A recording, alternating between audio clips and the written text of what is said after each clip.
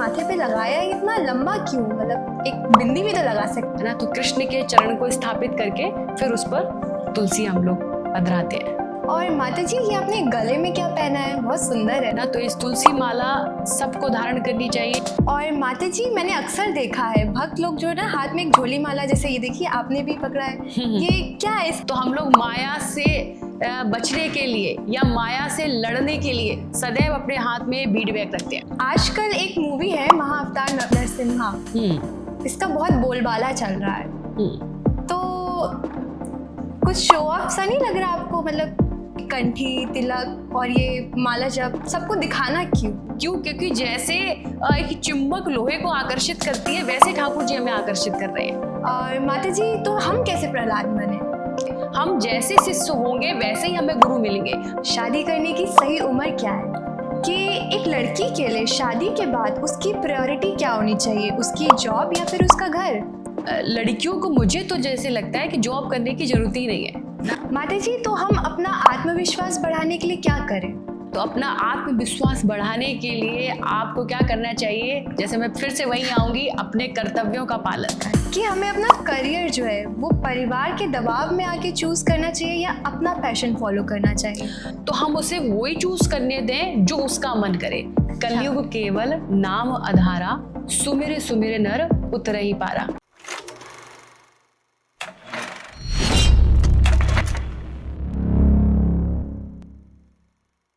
आइए तो शुरू करते हैं एक मुलाकात हर ग्रेस अचिंत्य रूपनी माता जी के साथ और आपके प्रश्नों के साथ। हरे कृष्णा माता जी। हरे कृष्णा माता जी, कई सारे भक्तों के प्रश्न आए हैं कि ये जो आपने माथे पे लगाया है इतना लंबा क्यों? मतलब एक बिंदी भी तो लगा सकते थे, ये क्या है माता जी? हाँ, तो ये लोगों के प्रश्न उठते हैं कि जो हम लोग तिलक लगाते हैं तो इतना लंबा तिलक क्यों? जी ना, जैसे कि बचपन में भी हम लोग देखते थे ना, पूजा करते थे, या लोगों को अभी भी देखते हैं कि जो तिलक के नाम पे छोटा सा लगा लिया या अलग अलग तरीके के, तो हम लोग इतना लंबा क्यों लगाते हैं यहाँ से यहाँ तक? हाँ। तो ना देखो, ये तिलक का भी एक मतलब है, क्योंकि हम जो तिलक ये धारण करते हैं, ये जो गोपी चंदन से है ना, ये गोपियों की चरणों की रज है, और जिसको हम लोग अपने मस्तक पर धारण करते हैं, और ये कृष्ण के चरण बनाते हैं, और उन कृष्ण के चरणों पर हम एक तुलसी को धारण करते हैं। तो क्योंकि भगवान के चरण कभी भी बिना तुलसी के नहीं रहते, है ना। तो कृष्ण के चरण को स्थापित करके फिर उस पर तुलसी हम लोग पधराते हैं। कितनी सुंदर बात है, कृष्ण के चरण आपके माथे पे। हाँ। और माता जी ये आपने गले में क्या पहना है? बहुत सुंदर है। तो ये गले में जो है ये कंठी है। अच्छा। इसको कंठी बोलते हैं। तो ये कंठी जो है हमेशा कंठ से लगी होती है ना। क्योंकि जब हम जैसे भगवान को तुलसी पसंद है ना, और हम जब कुछ भी भगवान को अर्पित करते हैं तो उस पर तुलसी दल रखते हैं, तो हम कृष्ण को खुद को समर्पित करते हैं, अर्पित करते हैं, इसलिए हम कंठ में ये तुलसी माला धारण करते हैं, है ना। तो इस तुलसी माला सबको धारण करनी चाहिए। इसका भी बहुत विशेष विशेष महत्व बताया गया शास्त्रों में। अच्छा, और माता जी मैंने अक्सर देखा है भक्त लोग जो है ना हाथ में एक झोली माला, जैसे ये देखिए आपने भी पकड़ा है, ये क्या है? इसको शायद बीट बैग कहते हैं ना? हाँ, तो ये ना, ये जो झोली माला है ये दिखाती है कि इसमें जो हमारी जप माला है, इसमें हम भगवान का इससे नाम लेते हैं। तो ये जैसे कि जब बॉर्डर पे सैनिक होते ना, तो हमेशा अपने साथ अपना हथियार रख के रहते हैं, है ना। सैनिकों का काम है हमेशा अपने साथ अपना हथियार रखना अपनी सुरक्षा के लिए ना। तो हम लोग माया से बचने के लिए या माया से लड़ने के लिए सदैव अपने हाथ में बीड बैग रखते हैं। क्योंकि कई बार लोगों का ये प्रश्न उठता है कि ना हम पूजा के समय इसको लेना हर समय क्यों हर जगह लेके घूमते हैं इसको? तो वो इसलिए करते हैं क्योंकि हम नहीं चाहते कि हम 5-10 मिनट भी गंवाएं, इसलिए हमेशा हम अपने साथ बीट बैग रखते हैं कि हमें जरा सा भी समय मिले तो उस समय हम भगवान का नाम जपें। क्योंकि अगर आप भगवान का नाम नहीं जप रहे हो ना, तो माया के चंगुल में फंसे हो ना। क्योंकि अगर आपके हाथ में बीट बैग नहीं है या फिर आपके स्मरण में ठाकुर जी नहीं है, तो आप माया का स्मरण करोगे। हम किसी ना किसी का स्मरण करेंगे ही करेंगे, या तो भगवान का या तो फिर माया का, है ना। और भगवान हमेशा हमें सुख तथा आनंद देने वाले हैं, माया हमेशा हमें दुख देने वाली है। तो इसलिए बीट बैग जो हाथ में रहता है ना, तो हम जान पाते हैं कि नहीं ठाकुर जी हैं, मुझे भगवान का नाम लेना है। तो इसलिए आपको भी अपने हाथ में फीडबैक रखना चाहिए। बिल्कुल माता जी, मैं भी शुरू करूँगी माला करना। बिल्कुल माता जी, लेकिन इसी से मेरे मन में एक और प्रश्न आया। आजकल एक मूवी है महाअवतार नरसिम्हा, इसका बहुत बोलबाला चल रहा है, तो कुछ शो ऑफ सा नहीं लग रहा आपको? मतलब इतना सब क्यों? मतलब क्या उसमें जो भी बताया गया सब सच है? और जैसे आपने भी बताया अभी, कंठी, तिलक और ये माला जप सबको दिखाना क्यों? हाँ, तो देखो ये कुछ दिखावे के लिए नहीं है, ना ही उस मूवी में कुछ दिखावा है ना। उसमें जो कुछ भी दिखाया जा रहा है वो 100% सत्य है। क्योंकि पता है हमें क्यों दिखावा लग रहा है? क्योंकि हम इतनी सारी मूवीज जो देखते हैं उसमें सिर्फ काल्पनिक और कपोल कथाएं होती है ना। उसका उस व्यक्ति से कहीं कोई लेना देना नहीं होता। लेकिन इस मूवी में है, श्रीमद् भागवतम में ये पूरा वर्णन किया गया है कि कैसे प्रहलाद महाराज हैं, हिरण्यकशिपु हैं, और कैसे प्रहलाद महाराज के लिए नरसिंह भगवान अवतरित होते हैं। तो ये सारी चीजें कोई कपोल कथाएं नहीं है ना। और ये हमें प्रहलाद महाराज दिखा भी रहे हैं कि कैसे एक छोटा सा बच्चा है ना, अगर वह छोटा सा बच्चा अगर शुरुआत से किसी गुरु की संरक्षण में रहता है ना, उसकी माँ शुरुआत से ही अगर ऐसी कथाओं को सुनती है, जानती है कि हमारा धर्म क्या कह रहा है, हमारे शास्त्र क्या कह रहे हैं, भगवान कौन है, तो उस बच्चे पर उसका पूरा प्रभाव पड़ता है। तो प्रहलाद महाराज को वह शिक्षाएं गर्भ से ही मिली थी। इसलिए इस मूवी में हम लोग देखते हैं ना कि 5 वर्ष की अवस्था से प्रहलाद महाराज कितने सीरियस हैं भक्ति के लिए और पूजा के लिए, ठाकुर जी के लिए, जो बार बार उनसे हिरण्यकशिपु बोल रहे हैं कि नहीं नहीं आपको विष्णु का स्मरण नहीं करना है ना, हिरण्यकशिपु ही भगवान है। लेकिन प्रहलाद महाराज नहीं मान रहे, नहीं सुन रहे। और यहाँ पर एक बहुत अच्छी बात है जो प्रहलाद महाराज हमें बताते हैं। प्रहलाद महाराज हमसे बोल रहे हैं कि भगवान को मैं नहीं भूल सकता। क्यों? क्योंकि जैसे एक चुंबक लोहे को आकर्षित करती है, वैसे ठाकुर जी हमें आकर्षित कर रहे हैं ना। तो ये बहुत बड़ी बात है। आज के समय में माया हमें ऐसे आकर्षित करती है ना, कि जैसे एक चुंबक लोहे को आकर्षित करता है, हम कहते हैं माया को नहीं छोड़ सकते, माया हमें वैसे आकर्षित, माया मतलब जो भगवान को भुलाए है ना, वो चीजें हमें आकर्षित करती है। तो हमें प्रहलाद महाराज से शिक्षा लेनी चाहिए। इस मूवी को सबको देखना चाहिए और बार बार देखना चाहिए, क्योंकि हर बार हमें कुछ नया मिलेगा सीखने के लिए। तो आपको भी कई बार देखनी चाहिए। जी माता जी, मैं एक बार देख चुकी हूँ। और माता जी, तो हम कैसे प्रहलाद बने? देखो, आपको प्रहलाद बनने के लिए सबसे पहले गुरु के संरक्षण में जाना होगा, है ना। क्योंकि प्रहलाद महाराज ने जो सारी शिक्षाएं ली वे गुरु के संरक्षण में रह के ली ना। तो हमें पहले गुरु के संरक्षण में जाना होगा, और गुरु के संरक्षण से भी ज़्यादा जरूरी है कि हमें एक अच्छा शिष्य भी बनना होगा।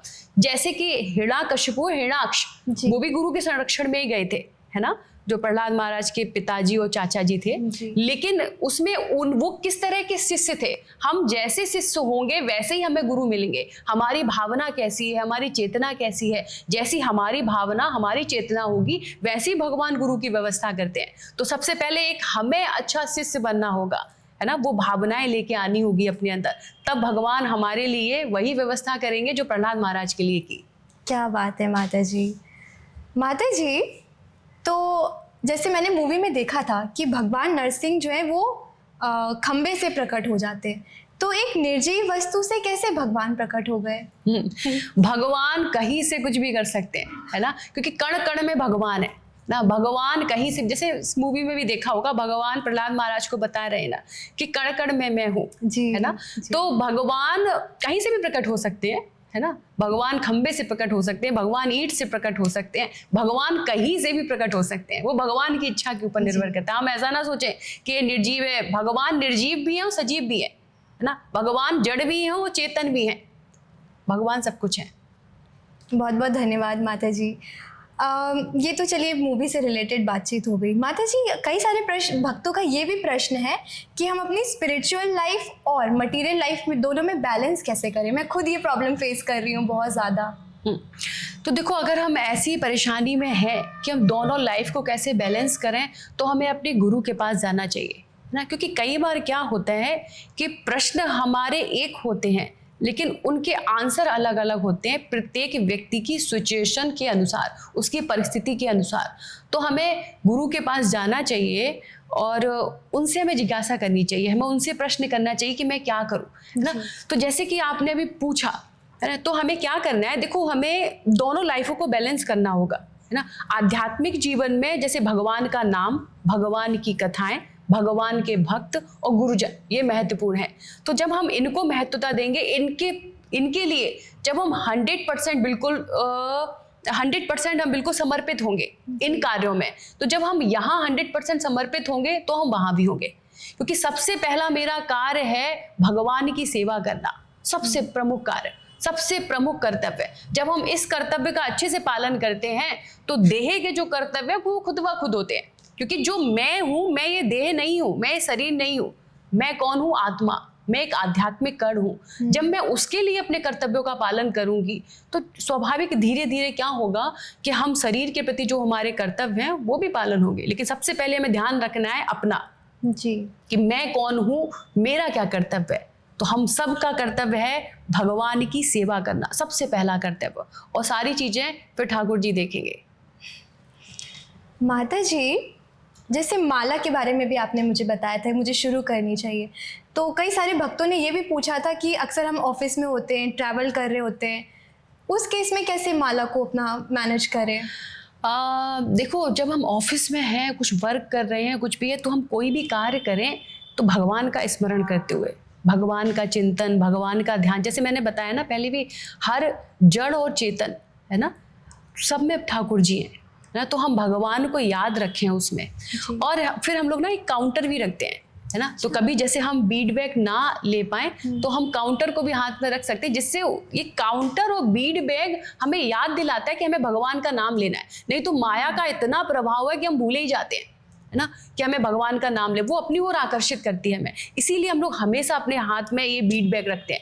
और जब ऐसा हो कि हम बीड बैग ना रख सके, ना कर सके, तो हमें काउंटर रखना चाहिए, है ना, जिस काउंटर पे भी हम भगवान का नाम ले सकते हैं। माता जी, कई सारी गर्ल्स का ये क्वेश्चन है कि शादी कब करनी चाहिए, शादी करने की सही उम्र क्या है? तो शादी करने की सही उम्र, है ना, तो शादी करने के लिए तो सबसे पहले हमें अपना मन बनाना होता है ना, कि मुझे शादी करनी है ना। और देखो, शादी करने के लिए सिर्फ मन बनाना या फिर सामने वाले किसी पार्टनर का मिल जाना बस यही काफी नहीं होता। क्योंकि कई बार हम देखते हैं शादी करने के बाद भी लव मैरिज भी होती है, अपनी इच्छा से हो रही है ना, एक दूसरे से प्रेम भी कर रहे हैं, लेकिन फिर भी शादियां नहीं चलती है ना। तो शादी करने से पहले सबसे ज्यादा ये जरूरी है कि आखिर एक पत्नी का क्या कर्तव्य है, एक पति का क्या कर्तव्य है, एक पत्नी का क्या धर्म है, एक पति का क्या धर्म है। अगर हम धर्म का पालन नहीं कर रहे, धर्म को नहीं जान रहे, अगर हमें ये धर्म निभाना बोझ लग रहा है, इन कर्तव्यों को पालन करना बोझ लग रहा है, तो शादी की आपके लिए कोई भी उम्र नहीं है फिर, है ना। जब आपने ये जान लिया कि ये हमारा धर्म है और हम इन धर्म पर चल सकते हैं, हम अपने कर्तव्यों का पालन कर सकते हैं, हम जिससे शादी कर रहे हैं उससे शादी ना करके उसकी बुराइयों से शादी कर रहे हैं, क्योंकि हर व्यक्ति में अच्छाइयाँ बुराइयाँ दोनों होती हैं, है ना। तो हमें उसे वैसे ही स्वीकार करना चाहिए जैसे वो है, हमें उसे सही बात बतानी है। देखो, अगर दोनों हस्बैंड वाइफ दोनों अगर भक्ति करेंगे, भगवान की सेवाओं में रहेंगे, गुरु की सेवाओं में रहेंगे, गुरु के संरक्षण में रहेंगे, तो सारी चीजें सही चलती हैं। तो इसीलिए दोनों को क्या करना चाहिए कि भगवान की शरण में जाना चाहिए, है ना, जानना चाहिए, शास्त्रों को जानना चाहिए कि जो परिवार जो पहले चलते थे बहुत अच्छे से, जहाँ प्रेम सच में होता था, जहाँ समर्पण होता था, जहाँ एक अच्छा ग्रस्त जीवन होता था, तो कैसे होता था, क्या करते थे वो लोग, तो पहले हमें वो जानना चाहिए। जब हम अच्छे से जान जाएं और पक्के हो जाएं उस पर करने के लिए, उसी समय में शादी कर लेनी चाहिए। बहुत सुंदर माता जी, बहुत बहुत धन्यवाद। इसी से एक क्वेश्चन मेरे मन में आया माता जी, कि एक लड़की के लिए शादी के बाद उसकी प्रायोरिटी क्या होनी चाहिए, उसकी जॉब या फिर उसका घर? हाँ, देखो, हमारे लिए सबसे पहले है हमारा कर्तव्य, है ना, यानी कि हमारी फैमिली। जैसे मैंने अभी पहले भी बताया कि हमें पहले अपने धर्म को देखना है ना, हमारा धर्म क्या कहता है। देखो, लड़कियों को मुझे तो जैसे लगता है कि जॉब करने की जरूरत ही नहीं है ना, लड़कियां इसलिए नहीं बनी कि वो बाहर निकलें और जॉब करें, है ना, लेकिन फिर भी हमें आज की जरूरतों को हम संतुष्ट नहीं है ना, हमारी बहुत सारी कामनाएं, बहुत सारी जरूरतें हैं, तो हमें लगता है कि नहीं, इतने से हमारा काम नहीं चलेगा, तो हम करें। लेकिन हमें क्या करना है कि हमें सबसे पहले अपने परिवार को देखना है, अपने फैमिली को देखना है, और दोनों लोग एक दूसरे के सपोर्ट से, हस्बैंड वाइफ दोनों अगर तैयार हैं, दोनों एक दूसरे को सपोर्ट कर रहे हैं, दोनों एक दूसरे की भावनाएं समझ रहे हैं, दोनों एक दूसरे की परेशानी को समझ रहे हैं, तो बहुत अच्छा है। नहीं तो कई बार क्या होता है कि माताएं बाहर जॉब करती हैं और जो हस्बैंड है वो भी जॉब करते हैं, लेकिन वो बाद में आके अपेक्षाएं रखते हैं, नहीं तुम्हें वैसे ही मेरी सेवा करनी है, वैसे ही सारे घर के काम करने हैं। अब वो हो नहीं पाता तो फिर लड़ाइयाँ होती हैं, बाद में चल के डिवोर्स हो जाता है। तो दोनों को दोनों की भावनाएं समझनी चाहिए ना, दोनों को दोनों की परेशानियां समझनी चाहिए, तकलीफें समझनी चाहिए, तो कर सकते हैं। अगर ऐसा नहीं है तो हमें पूरा फोकस, पूरा ध्यान अपनी फैमिली और अपने परिवार पर देना चाहिए, क्योंकि यही सबसे पहला हमारा कर्तव्य है। बहुत सुंदर आपने मार्गदर्शन किया माता जी, बहुत बहुत धन्यवाद। माता जी, तो हम अपना आत्मविश्वास बढ़ाने के लिए क्या करें? हाँ, तो अपना आत्मविश्वास बढ़ाने के लिए आपको क्या करना चाहिए, जैसे मैं फिर से वहीं आऊंगी, अपने कर्तव्यों का पालन करना, अपने धर्म को जानना।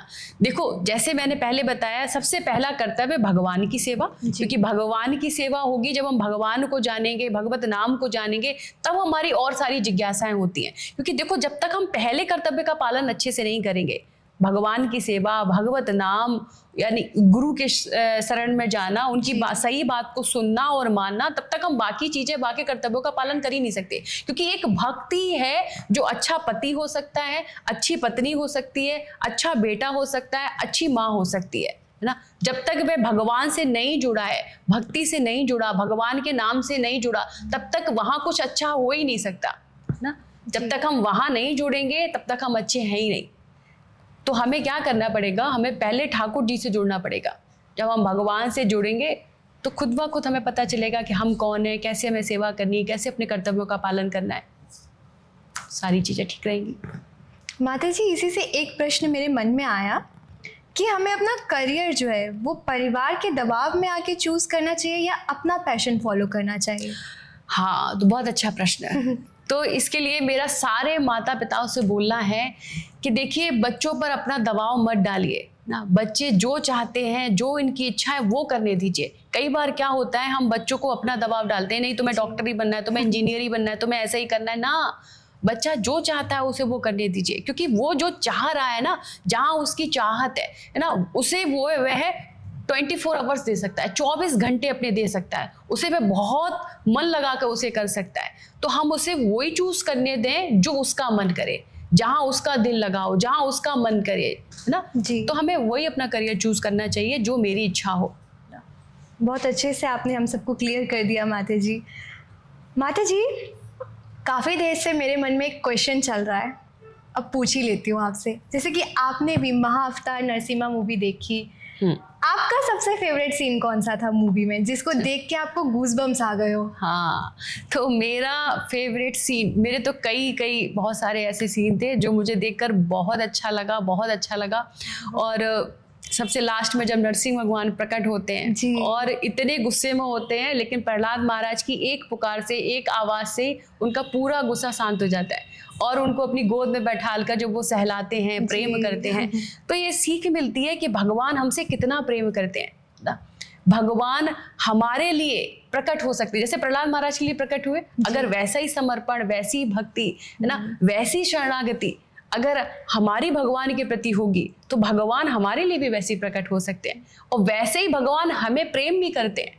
भगवान लाख बुराइयां हम में होते हुए हमारी बुराइयों पर बिल्कुल ध्यान नहीं देते, सिर्फ और सिर्फ हमारे गुणों को देखते हैं, तभी वो हमसे निरंतर प्रेम कर पा रहे हैं। क्योंकि भगवान जब से हम हैं, जब से भगवान है, जब से हम हैं, और तब से भगवान हमसे बहुत प्रेम कर रहे हैं। अगर प्रेम कोई कर रहा है तो यानी कि हमारी बुराइयों को नहीं देख रहा।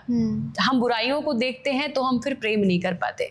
तो ठाकुर जी हैं जो हमसे इतना प्रेम करते हैं। ये मुझे इस मूवी से देखने को मिला कि नहीं, कितना प्रेम करते हैं ठाकुर जी हमसे। जी माता जी, इसी से एक छोटा सा क्वेश्चन मेरे मन में एक और आ गया। माता जी, जैसे कि आपने बताया सरेंडर करना चाहिए, तो अभी जैसे कलयुग का इतना प्रभाव है, हमारा मन इतना मैला हो गया है, कैसे सरेंडर करें?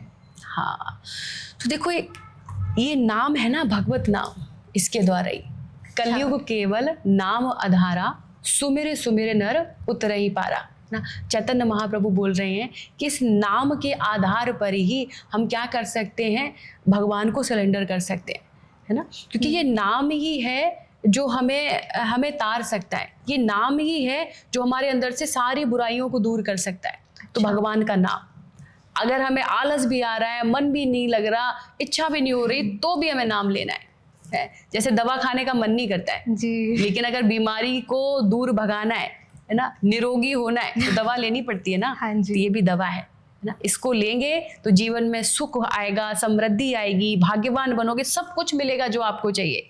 बस क्या करना है, भगवान के नाम को जोड़ लेना है। तो मैं भी कल से ये दवा खाने वाली हूँ माता जी, एक माला मैं भी शुरू करूँगी। तो माता जी आखिर में आप कुछ संदेश देना चाहेंगे हमारे ऑडियंस को? तो मैं आप सबसे यही बोलना चाहूंगी कि आप सबको भी क्या करना है, निरंतर भगवान का नाम लेना है। क्योंकि मुझे लगता है कि सभी चाहते हैं उनके जीवन में सुख आए, आनंद आए, समृद्धि आए और वह सौभाग्यशाली बने, है ना। तो अगर आपको अपने सौभाग्य को जगाना है, आपको आनंद में रहना है, सुखी रहना है, तो आपको अपने जीवन में भगवान के नाम को जोड़ना पड़ेगा। वह नाम फिर कोई हो, कृष्ण हो, राम हो, कोई हो, है ना। नाम को, भगवान के नाम को जोड़िए और जीवन में सुख और समृद्धि लेकर आइए। हरे कृष्णा।